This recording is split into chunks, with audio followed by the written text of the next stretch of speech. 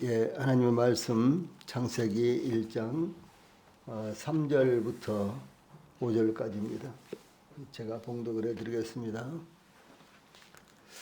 하나님의 말씀 창세기 1장 3절부터 5절 말씀 제가 봉독을 해드리겠습니다. 하나님이 이르시되 빛이 있으라 하시니 빛이 있었고 빛이 하나님이 보시기에 좋았더라. 하나님이 빛과 어둠을 나누사 하나님이 빛을 낮이라 부르시고 어둠을 밤이라 부르시니라. 저녁이 되고 아침이 되니 이는 첫째 날이니라. 아멘. 5절까지 봉독을 해드렸습니다. 이 본문 말씀을 통해서 첫째 날 빛을 만드신 하나님, 이런 주제로 말씀을 전해드리겠습니다. 하나님께서 태초에 천지를 창조하셨는데 그 땅이 혼돈하고 공허하며 흑암이 깊음 위에 있을 때 하나님의 영은 수면 위에 운행하셨습니다. 마치 새가 새로운 생명을 탄생시키기 위해 알을 품고 있는 것처럼 하나님께서 새로운 창조를 위해 그 역사를 시작하신 것입니다. 하나님은 그 창조를 시작하시고 마칠 때까지 쉬지 않으시고 멈추지 않으셨습니다. 이와 같이 하나님께서는 그 계획하신 것, 즉 그 마음에 있는 것을 이루시기 위해 지체하지 않으시는 모습이 하나님의 창조 사역에서도 나타난 것입니다. 하나님은 6일 동안 창조 사역을 진행하셨는데 그 계획하신 대로 하나씩 한 번의 실수나 착각도 없이 대본도 없으셨지만 각본대로 이루어 가셨습니다. 만물의 생성의 근원이 되는 빛을 창조하신 것은 창조의 첫째 날이었습니다. 먼저 3절을 통해서 창조의 수단이 무엇인가? 그것은 곧 이르시되, 하나님께서 말씀하시되, 그런 말씀이죠. 이르시되라는 말씀인 것이 나타나고 있습니다. 첫째 날 창조에 대해서 하나님이 이르시되 빛이 있으라 하시니 빛이 있었고 3절에 이렇게 증가하고 있습니다. 하나님의 창조의 수단을 하나님이 이르시되라고 증가하고 있습니다. 하나님의 6일간의 창조를 소개하면서 이르시되, 하나님이 이르시되라는 말씀이 10번 나타나고 있습니다. 하나님은 말씀의 하나님이시며 하나님의 말씀은 그 말씀하신 대로 창조가 이루어지는 것을 증거하고 있습니다. 하나님의 말씀은 단 한 번도 어떤 역사가 일어나지 않는 공허한 것이 아니라 말씀하신 대로 성취되었습니다. 하나님은 선지자 이사야를 통해 이사야서 55장 11절에 내 입에서 나가는 말도 헛되이 내게로 돌아오지 아니하고 나의 뜻을 이루며 나의 명하여 보낸 일에 형통하리라 라고 증거하고 있고요. 또 선지자 예레미야를 통해서 나 여호와가 말하노라 내 말이 불같지 아니하냐 반석을 쳐서 부스러뜨리는 방망이 같지 아니하냐. 예레미야 23장 29절에 이렇게 하나님의 능력에 말씀의 능력을 증거하고 있습니다. 이와 같이 창조주이신 하나님의 말씀은 곧 하나님의 능력이며 행위입니다. 하나님은 말씀으로 세상을 창조하셨으며 오늘날도 말씀으로 인간들을 통치하시며 이루하시는 것입니다. 또한 하나님은 말씀을 보내셔서 구원의 역사를 완성하셨으며 그러므로 시편 107편 20절에 제가 그 말씀을 보내어 저희를 고치사 유경에서 건지시는도다 이렇게 증거했습니다. 뿐만 아니라 하나님은 자연계와 인간 세계를 말씀으로 통치하시는데 시편 147편 18절에 그 말씀을 보내사 그것들을 녹이시고 바람을 불게 하신즉 물이 흐르는도다 이렇게 증거하고 있습니다. 이와 같이 하나님이 이르시되, 즉 하나님이 말씀하시되, 이 말씀은 하나님께서 일하시는 방법, 하나님께서 역사하시는 방법을 의미합니다. 하나님께서 역사하시는 방법을 통해서 하나님의 역사가 이루어지는 것입니다. 히브리서 저자는 히브리서 11장 3절에 믿음으로 모든 세계가 하나님의 말씀으로 지어진 줄을 우리가 아나니 보이는 것은 나타난 것으로 말미암아 된 것이 아니니라 이렇게 증거하고 있습니다. 시편 기자도 시편 33편 6절에서 여호와의 말씀으로 하늘이 지음이 되었으며 그 만상이 그 입 기운으로 이뤘도다 이렇게 증거하고 있습니다. 또한 이와 같은 창조는 하나님의 아들 안에서 이루어졌다는 것을 증거하고 있습니다. 사도 요한은 요한복음 1장 3절에서 만물이 그로 말미암아 지은 바 되었으니 지은 것이 하나도 그가 없이는 된 것이 없느니라 이렇게 증거했고요.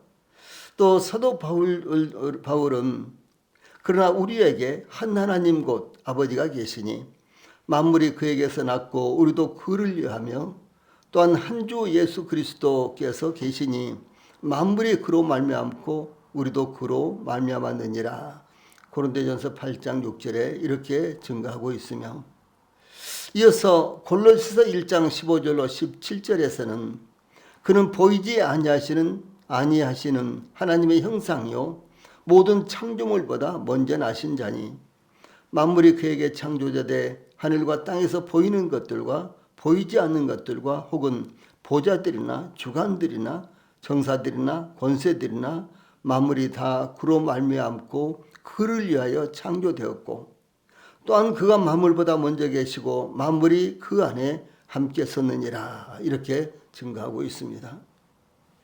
어떤 백부장이 그의 사랑하는 종이 병들어 죽게 되었는데 예수님의 소문을 듣고 사람을 예수님께 보내 그 병든 종을 구원해 주시기를 간청을 했습니다. 예수님께서 백부장 집으로 가실 때 백부장은 또 사람들을 보내어 누가복음 7장 7절로 8절에 보면은 내가 죽게 나가기도 감당치 못할 줄을 알았나이다. 말씀만 하사 내 하인을 낫게 하소서. 저도 남의 수하에 든 사람이요 제 아래에도 군병이 있으니 이더러 가라 하면 가고 저더러 오라 하면 오고 제 정도로 이것을 하라 하면 하나이다 이렇게 말씀드렸습니다. 이 백부장은 처음에 예수님의 소문을 듣고 예수님에게 사람들을 보내서 저의 집에 오셔서 내 종을 낫게 해주십시오. 내 종이 병이 들었습니다. 이렇게 요구를 했거든요. 이렇게 요청을 했어요. 그 요청을 듣고 예수님께서 백부장 집으로 가고 있는데 백부장이 생각하니까 그 예수님이 우리 집에 오신다고 그건 내가 감당할 수 없는 일이야. 그러면서 얼른 다시 사람을 보내서 예수님이 저희 집에 오시는 것을 저는 감당할 수가 없습니다.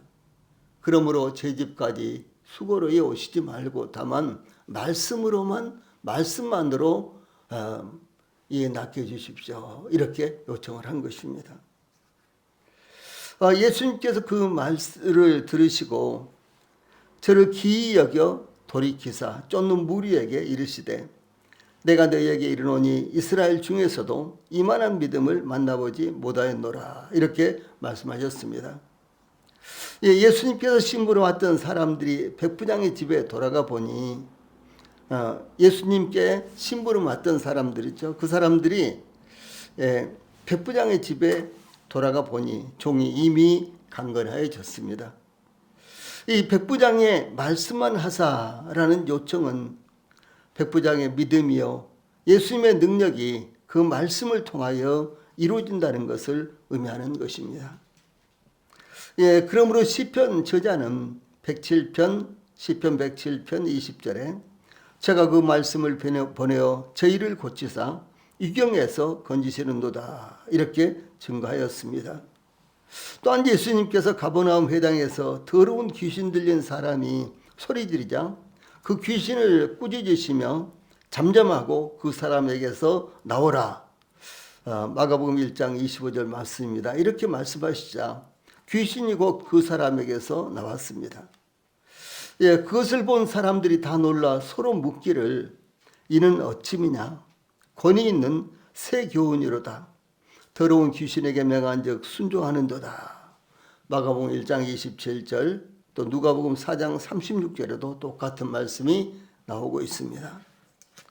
이와 같이 하나님은 말씀으로 세상을 창조하셨으며 말씀으로 통치하십니다. 또한 하나님의 본체 되시는 말씀이신 성자 예수님은 창조사역에 함께 하셨으며 말씀으로 역사하였습니다. 그 말씀을 삼위이신 성령님은 문자로 우리에게 주신 것이 바로 성경입니다. 성경은 하나님의 말씀이며 하나님의 약속입니다. 그러므로 지금은 하나님의 약속의 말씀을 따라서 하나님께서 역사하시는 시대입니다. 두 번째로 하나님의 창조의 첫째 명령은 빛이 있으라 라는 이와 같은 말씀이라는 것을 살펴보도록 하겠습니다. 하나님께서 천지를 창조하시고 제일 먼저 창조하신 것은 빛이었습니다. 하나님께서 빛이 있으라 이렇게 말씀하심으로 빛을 창조하셨습니다. 빛이 있으라 이 말씀은 빛이 있을지어다 라는 명령형입니다. 있으라 혹은 있을지어다 이 말씀은 존재할 것을 명령하신 것입니다. 즉 하나님께서 말씀하시자 무에서 유의 존재가 이루어졌습니다. 그러므로 하나님이 이르시되 빛이 있으라 하시니 빛이 있었고 라고 하나님께서 빛을 창조하실 때 그 어떤 장애물이나 방해하는 것이 없이 그대로 이루어진 사실을 증거하고 있습니다. 이와 같이 하나님은 있으라 혹은 있을지어다 라고 말씀하시면 그대로 이루어지고 존재하게 되는 것입니다. 하나님께서 빛을 창조하시기 전에는 빛이 없었습니다. 존재하지 않았습니다. 이와 같이 천지나 빛이나 인류의 역사도 하나님에 의해서 시작되었으며 우리 자신들도 하나님에 의해서 시작되었습니다. 그러므로 우리 자신의 존재의 근원은 바로 하나님이시다라는 사실입니다. 인류 역사는 끝없이 발전하였으며 그 어느 때보다 찬란한 문명의 꽃을 피우고 있습니다. 그러나 인간의 끝없는 연구로도 무에서 유를 존재하게 할 수 없습니다. 그러나 하나님은 한순간에 다만 말씀 한마디로 무에서 유를 존재하게 하시는 것입니다. 이것은 하나님은 전능하신 분이시며 그 말씀도 전능하시다는 것을 의미합니다. 그러므로 시편 기자는 시편 33편 9절에 저가 말씀하심에 이루었으며 명하심에 견고히 섰도다 이렇게 증거하고 있습니다. 이와 같이 하나님은 능력이 많으시고 지혜로우시며 비천한 피조물의 차원을 초월하시는 분이신 것입니다. 하나님께서 창조하신 빛은 태양을 의미하는 것이 아닙니다. 태양은 넷째 날에 창조하셨습니다. 그러므로 하나님께서 첫째 날 창조하신 빛은 때로 열, 불, 태양, 번갯불 등 이와 같은 말씀들이 성경에 쭉 나오는데 구체적인 발광 혹은 발광 현상을 의미하기도 하지만 하나님께서 처음으로 창조하신 빛은 넷째 날 창조하신 태양과는 구별되는 에너지원을 가리키는 것입니다. 하나님께서 창조하신 빛은 만물 중에 가장 가벼운 것입니다.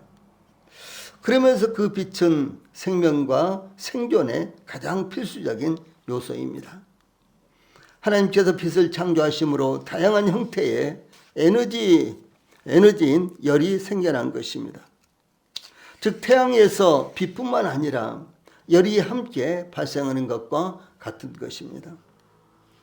사도 요한은 요한복음 1장 4절에서 그 안에 말씀 안에 생명이 있었으니 이 생명은 사람들의 빛이라 이렇게 증거하였습니다.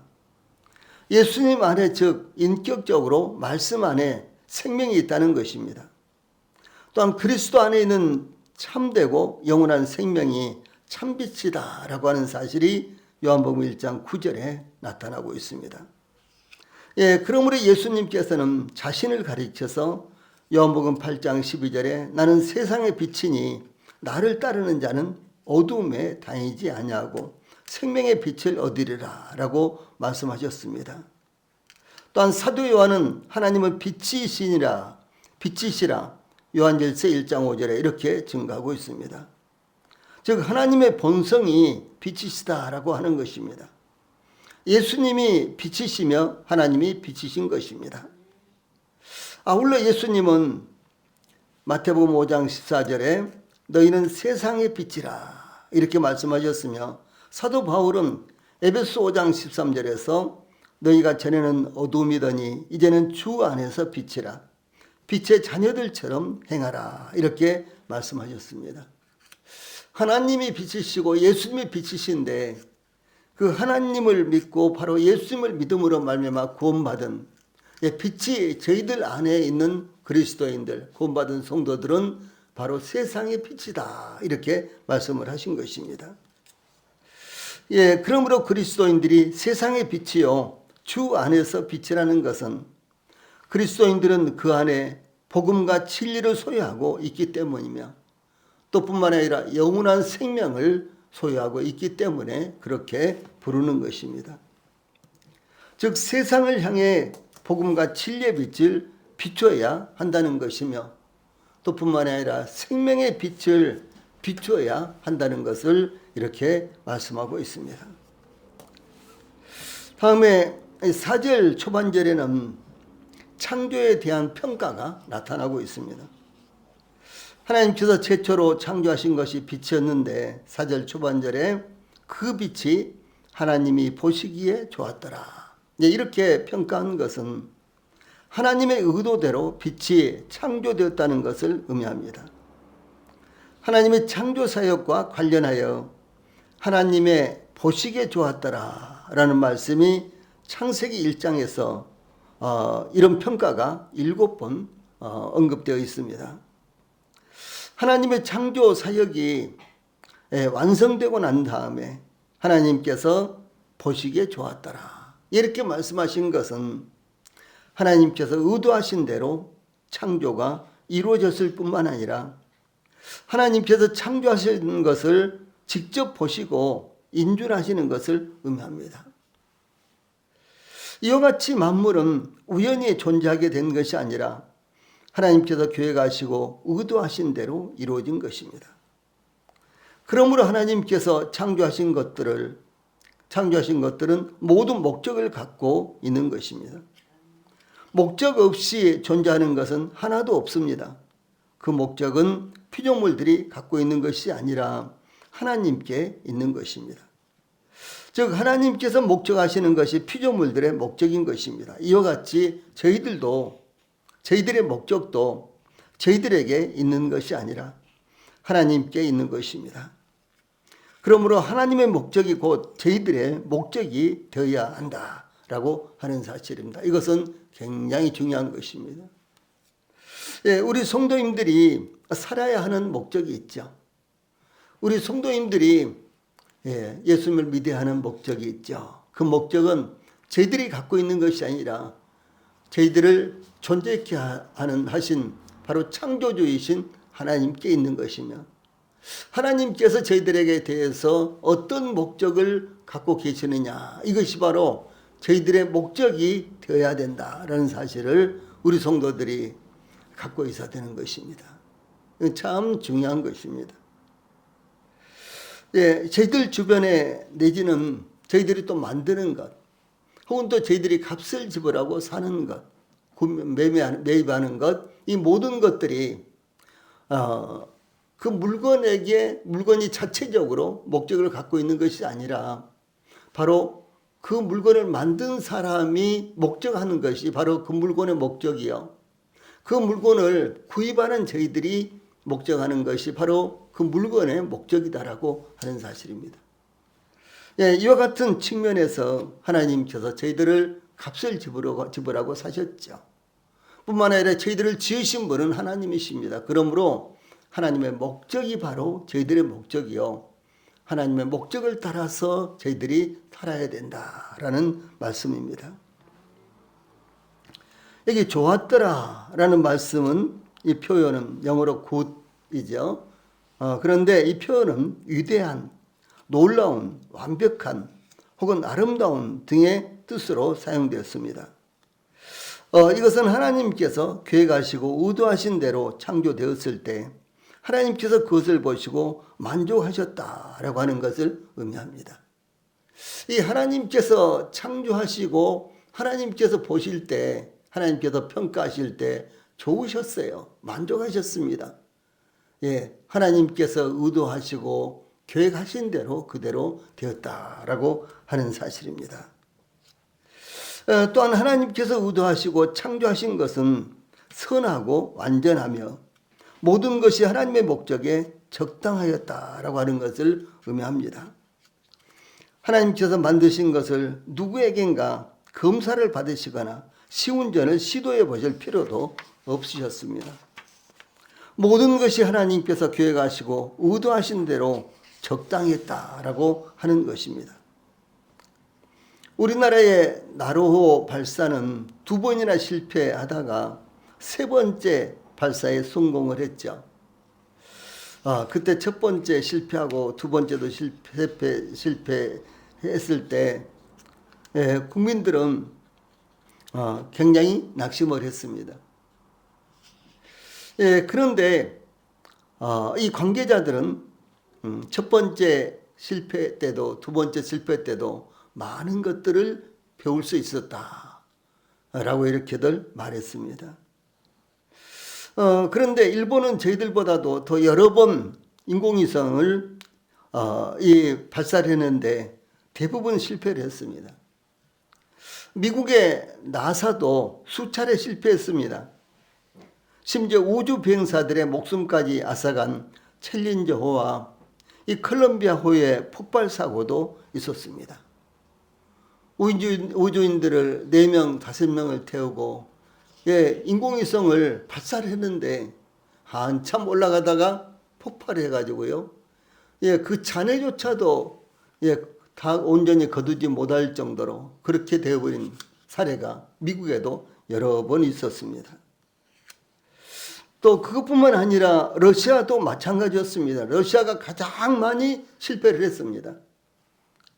그러나 하나님은 천지를 창조하시고 빛을 창조하셨는데 단 한 번의 실험을 거친다거나 창조를 연기하신다거나 창조 실패로 큰 손실을 입지 않으셨습니다.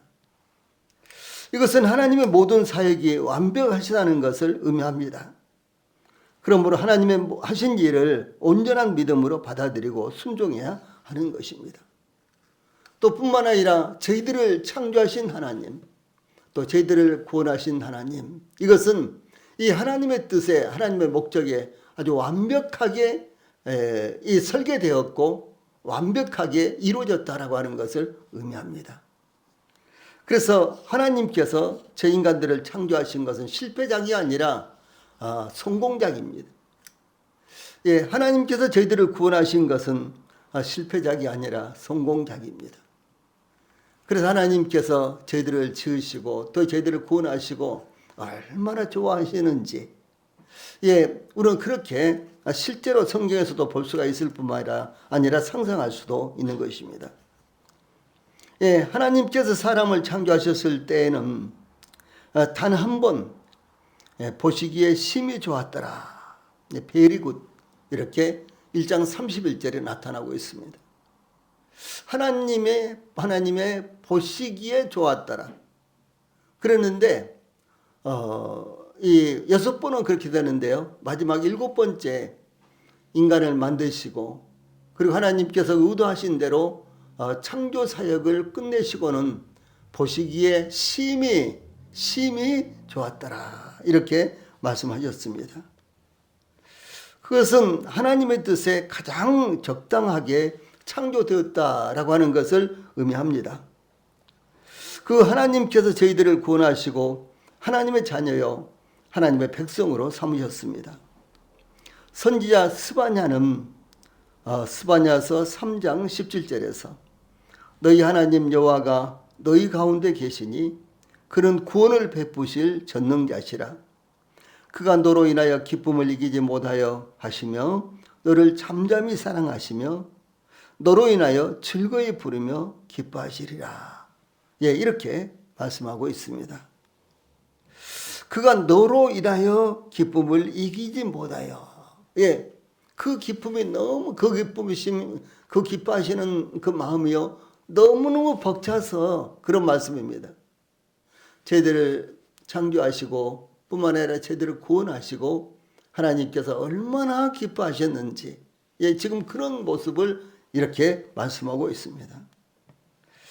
예, 그러므로 우리 성도님들이 하나님께서 저희들을 창조하시고 또 저희들을 구원하시고 얼마나 기뻐하셨는지, 예, 그것을 마음에 두시고, 예, 믿음으로 하나님을 바라보고 사시기 바랍니다. 이와 같이 모든 만물은 하나님께서 계획하시고 의도하신 하나님의 뜻대로 창조되었습니다. 예, 그러므로 하나님께서 보시기에 좋으셨던 것입니다. 더구나 인간과 인간이 그할 환경을 조성하신 후 심히 좋았다고 평가하신 것은 인간은 하나님의 최고의 걸작품이요 하나님께서 인간을 위해 조성하신 환경은 최고의 환경이라는 것을 의미하며 또한 그것을 기뻐하셨다는 것을 의미합니다. 그러므로 모든 사람들이 하나님을 기뻐하며 하나님께서 기뻐하시는 삶을 살아야 하는 것입니다. 다음에 4절 후반절과 5절 말씀을 통해서 빛과 어둠을 나누는 사역을 하신 것을 볼 수가 있습니다. 빛을 창조하신 하나님께서 4절 후반절 5절 빛과 어둠을 나누사 하나님의 빛을 낮이라 부르시고 어둠을 밤이라 이렇게 말씀하셨습니다. 하나님께서 빛과 어둠을 나누셨다는 것은 엉킨 것을 풀다라는 의미가 아닙니다. 빛과 어둠은 서로 혼합된 것이 아니었습니다. 나누사 이 말씀은 문자적으로 그리고 그가 나누었다로서, 예, 하나는 이때 다른 하나는 다른 때에 작용하게 하는 시점의 분리를 의미하는 것입니다. 어둠은 빛처럼 하나의 실체 혹은 원리입니다. 그러므로 빛과 어둠을 나누셨는데 빛과 같이 어둠도 말살된 것을 의미하지 않습니다. 다시 말해서 나누셨다라는 것이 어둠을 없애버렸다 그런 의미가 아니라는 것이죠. 이것은 두 원리를 구분한 것 혹은 공간적인 분리로서 서로가 혼합되지 못하도록 구분했다는 것을 의미합니다. 하나님께서 욥기 38장 19절에 어느 것이 광명이 있는 곳으로 가는 길이냐, 어느 것이 흑암이 있는 곳으로 가는 길이냐 이렇게 말씀하셨습니다. 예, 빛과 어둠은 각각 다른 곳에서 작용하게 하셨다라는 이와 같은 말씀입니다. 하나님의 천지 창조에는 세 차례에 걸쳐 분리 사역이 나타나고 있습니다. 그 첫째는 빛과 어둠을 분리하는 사역이었습니다. 여기 4절. 그 다음에 7절에는 물과 공창을 분리하셨습니다. 셋째는 9절에 바다와 땅을 분리하셨습니다. 그래서 첫째의 분리는 명암의 구분이요, 둘째 분리는 상하의 구분이며 셋째의 분리는 동과 움직이는 것과 부동, 움직이지 않는 것의 분리입니다. 이 사도 바울은 고린도후서 6장 14절로 16절에서 너희는 믿지 않은 자와 멍에를 함께 매지 말라. 의와 불법이 어찌 함께하며 빛과 어둠이 어찌 사귀며 그리스도와 벨리알이 어찌 조화되며 믿는 자와 믿지 않는 자가 어찌 상관하며 하나님의 성전과 우상이 어찌 일치가 되리요. 이렇게 증가하고 있습니다. 빛과 어둠의 분리는 믿는 자와 믿지 않는 자를 구분하는 것이며 또한 의와 불의를 구분하는 것을 의미합니다. 또한 그리스도와 벨리알 즉 사탄이 일치될 수 없으며 믿는 자와 믿지 않는 자가 관계를 맺을 수 없으며 또한 하나님의 성경과 우상이 일치될 수 없다라고 하는 것을 의미합니다. 오늘날 복음이 사라진 것은 참된 복음과 거짓 복음, 즉 하나님의 복음 또는 그리스도의 복음과 다른 복음, 거짓된 복음을 구분하지 않았기 때문이며 구원받은 자와 구원받지 않은 자를 구분하지 않았기 때문입니다. 그래서 역사적으로 서기 313년 이 콘스탄틴 황제가 밀라노 칙령 곧 이 종교의 자유, 기독교의 자유를 선포했는데 이 콘스탄틴 황제가 기독교의 자유를 선포하기 이전에는 기독교인들은 엄청난 박해를 받았습니다. 콜로세움에서 짐승들과 이 사자들과 맹수들과 싸움을 해서 거기서 물려 죽는다든가, 그래서 짐승의 밥이 된다든가, 또 뿐만 아니라 검투사들과 싸움을 해서 거기서 죽게 한다든가, 이런 이와 같은 하나의 놀이개감이 된 것입니다. 예. 그래서 교회는 지하로 모두 다 숨어들었죠. 소위 카타콤 교회가 생겨난 것입니다. 이 교회는 이와 같이 비밀리에 모여서 예배를 드리고 이 비밀리에 복음을 전했습니다. 그때 이 복음은 그리스도의 복음, 하나님의 복음이었습니다. 저희들이 전한 그대로 주 예수 그리스도의 십자가의 복음이었습니다. 예, 그 십자가에서 예수님께서 못 박혀 죽음을 당하심으로 저희들의 모든 죄가 다 대속이 됐다라는 사실을 전하는 복음이었습니다.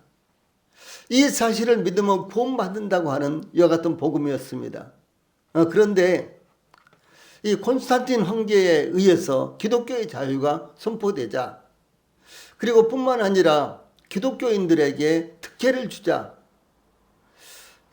그 마음 가운데 십자가가 없는, 예수님이 없는, 성령이 계시지 않는, 하나님의 말씀이 없는 자들이 자기도 예수님 믿는다라고 이렇게 거짓으로 신앙 고백을 하고 교회로 들어오기 시작했습니다. 그래서 교회는 부흥을 한 것이 아니라 갑작스럽게 교회는 믿지 않는 사람, 진짜 믿는 사람과 그리고 진짜로 믿지 않는 사람들이 혼합이 되어서, 그럼 어떻게 되겠어요? 교회는 자연스럽게 세속화 되어버리고요, 복음의 빛을 순식간에 잃어버리게 된 것입니다. 이거 사탄 마귀의 걸작품이었습니다. 그로 말미암아 참된 교회가 극소수로 남아 있었지만, 로마 교회가 된 이 기독교는 교리적으로 완전히 타락을 해서 복음의 빛이 사라져버리고 말게 된 것입니다. 이 오늘날 바로 이런 현상입니다.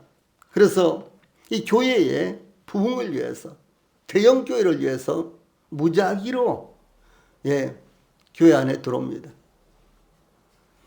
진짜로 예수님을 믿는지 믿지 않는지도 이렇게 시험해 보지도 않고 세례 주고 그렇게 해서 교회로 영접을 하고, 그리고 또 이제 직분을 줘서 교회의 사역에 함께하게 하고, 그러면서 교회는 아주 순식간에 복음이 사라져버린 그런 교회가 되어버리고 말았습니다. 그래서 오늘날 대부분의 교회가 이 성경적인 복음의 빛이 없습니다. 사라져버렸습니다. 복음이 무엇인지도 모릅니다. 대부분의 교회가 그렇습니다. 그렇게 변해버리고 말았습니다. 그래서 참된 복음과 거짓 복음, 즉 하나님의 복음 또는 그리스도의 복음과 다른 복음을 요즘 구분하지를 못합니다. 그래서 초대형 교회인데도 어디 가면은 십계명을 지키고 율법을 지켜야 된다, 이렇게 주장하는 설교가 있고, 또 어떤 교회는 십자가를 이야기하지만 그러나 계속해서 회개를 해야지만 구원받는다라고 이렇게 가르친다던가요. 심지어 어떤 교회는 여러분들이 이 교회로 들어오는 순간 여러분들의 이름은 하늘에 있는 생명책에 기록이 되어 있습니다, 예. 그리고 나는 구원받았습니다. 이런 말을요, 따라하도록, 복장하도록, 이 복창하도록 이렇게 해서, 예, 스스로 속게 만드는 이와 같은 시대, 복음의, 예, 이와 같은 왜곡된 시대가 오늘날 일반적이다라고 하는 사실이죠. 이게 얼마나 불행한 일이며 안타까운 일이 되겠습니까? 또 뿐만 아니라 진리에 대해서 구원받은 자와 구원받지 않은 자를 구분하지 않고 있으며 또 진리에 대해서 성경에서 증거하는 분명한 개념들을 제시하며 거짓 것들을 밝혀내지 않기 때문에 교회는 생명을 잃게 되어버린 것입니다. 그러나 하나님은 항상 창조하시고 분리하시는 일을 반드시 실행하십니다. 그러므로 세상이 어떻게 변하더라도 교회가 분리하는 일은 반드시 해야 된다는 사실, 우리 성도들이 기억하시기 바랍니다. 우리 교회는 복음을 전하기 위해서 새로 오신 분들을, 복음을 전하기 위해서 새로 오신 분들에게 당장 구원받았다, 받지 않았다 이런 말을 삼가하고 있습니다. 그래서 적절한 기회가 왔을 때 그들에게 복음을 전하기 위해서, 왜 처음부터 그렇게 하면은 처음에 하루 한 번 간신히 참석을 하고 그 다음에는 아예 등을 돌리기 때문에, 그래서 그것을 막기 위해서 저희들은 그와 같이 2차적인 방법으로 복음을 전하기 위해서 지혜를 짜고 있습니다. 그러나 우리 모든 성도들이 구원받은 사람과 구원받지 않은 사람, 진리 가운데 있는 사람과 진리 밖에 있는 사람, 이 그리스도 안에 있는 사람과 그리스도 밖에 있는 사람, 성령 안에 있는 사람과 성령이 없는 사람, 이것을요 반드시 구분을 해야 된다는 사실을 우리 성도들이 항상 기억을 해야만 되는 것입니다. 이 하나님께서 빛과 어둠을 나누시고 하나님의 빛을 낮이라 부르시고 어둠을 밤이라 부르시니라. 5절 천만절에 이런 말씀이 나옵니다. 그래서 각각 하나님께서 빛과 어둠을 나누시고 이름을 지으셨습니다. 아직 태양도 달도 별도 지치 않으신 때인데 하나님께서 빛을 낮이라고 부르시고 어둠을 밤이라고 부르신 것입니다.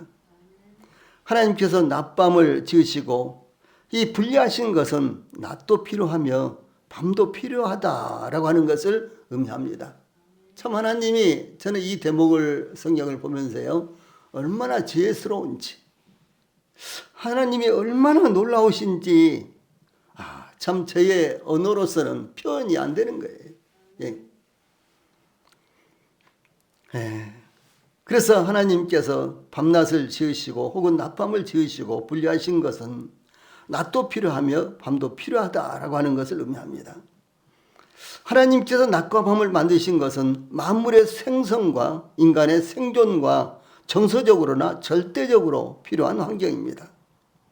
만약 낮만 있다면 인간의 삶이 어떻게 될까요? 혹은 밤만 있다면 어떻게 될까요? 그것은 생각만 해도 끔찍하고 참혹한 인생이 틀림없이 될 것입니다. 또한 이것은 하나님께서 자신의 창조물에 이름을 부여한 최초의 사건입니다. 하나님께서 이름을 지었다는 것은 소유권과 주권이 하나님께 있다는 것을 의미합니다. 시편 기자는 시편 74편 16절에서 낮도 주의 것이요 밤도 주의 것이라 주께서 빛과 해를 마련하셨으며 라고 이렇게 증거했습니다. 그러므로 우리 인간은 낮과 밤을 잘 활용해야 되는 것입니다. 그리고 낮과 밤에 하나님께서 낮과 밤을 지으시고 구분하신 의도대로 우리 인간들이 살아야 되는 것입니다. 지금은 24시간 돌아가는 이와 같은 회사나 공장들 등등 이런 거 많이 있죠. 장사도 24시간 한다든가요. 그래서 이 밤낮 없이 생활하는 그런 분들이 있습니다. 낮에 잠을 자고 밤에 일한다든가 혹은 3교대에서 이제 언제는 오전에 자고 언제는 오후에 자고 언제는 밤에 자고 뭐 이런 분도 있어요. 뭐 경찰 같은 경우도 3교대 이렇게 하더라고요. 8시간씩이요. 예, 그런 분들의 이 생애, 이 삶의 리듬은 굉장히 흐트러져 있습니다. 예. 이 정상적으로 이루어지지 않고 있는 것입니다. 그래서 이 단순하게 이와 같이 밤과 낮을 잘 활용하지 못하면 우리의 생체의 리듬 자체가 흐트러지는 것입니다.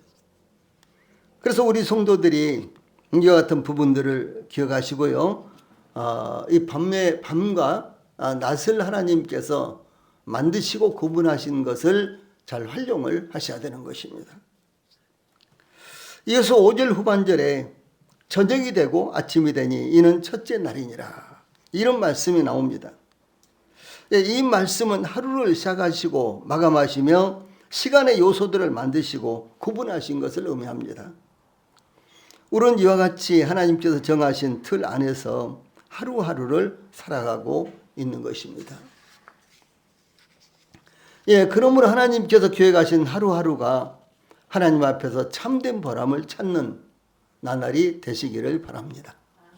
예, 기도하시겠습니다.